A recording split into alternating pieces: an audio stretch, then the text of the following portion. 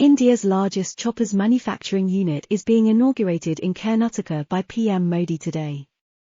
Hindustan Aeronautics Limited, HAL, is an Indian state-owned aerospace and defence company, headquartered in Bangalore, India.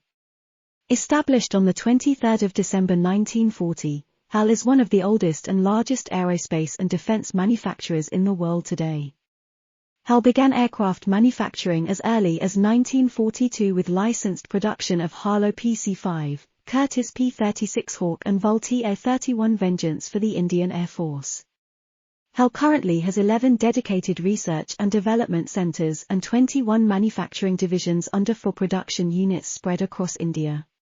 HAL is managed by a board of directors appointed by the President of India through the Ministry of Defence, Government of India. HAL is currently involved in designing and manufacturing of fighter jets, helicopters, jet engine and marine gas turbine engine, avionics, software development, spares supply, overhauling and upgrading of Indian military aircraft.